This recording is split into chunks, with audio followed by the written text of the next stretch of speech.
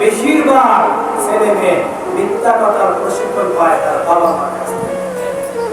বেশিরভাগ সন্তানেরা মিথ্যা কথার প্রথম সবকটা তার বাবা মার কাছ থেকে।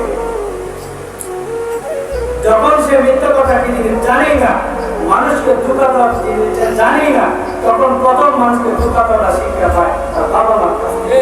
প্রথম মিথ্যা কথা শিক্ষা পায় তার বাবা মার কাছ থেকে।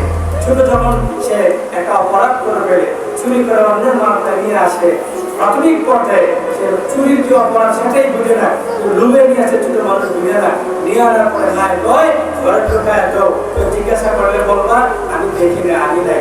প্রথম মিথ্যা কথা রেখেছে, প্রথম মিথ্যা কথা রেখেছে, প্রথম শিক্ষা মিথ্যা কথা মা শিখাই দিল।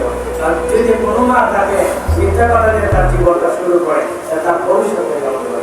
এই সন্তানিত মসজিদের টাকা বাক্স চুরি করে, এই সন্তানিত মসজিদের বাক্স চুরি করে, এই সন্তানিত মসজিদের লাইট চুরি করবে, এই সন্তানিত মসজিদের ব্যাটারি চুরি করবে, এই সন্তানিত আলেমকে সম্মান করবে না, বৃদ্ধদেরকে সম্মান করবে না, কাজেন করবে না, আমাদেরকে সম্মান করবে না, ছোটদেরকে ইস্তেমাল করবে না। এই সন্তানিত ভাবে সমাজের সর্বশ্রেষ্ঠকে আদর। যখন তার আদর শিক্ষার কথা ছিল, তখনই বাবা মা শুরুতে থেকে যে আদর শিক্ষা দিচ্ছে। যখন সে সত্য কথা বলা শিক্ষা প্রয়োজন ছিল, তখনই তাকে মিথ্যা বলা শিক্ষা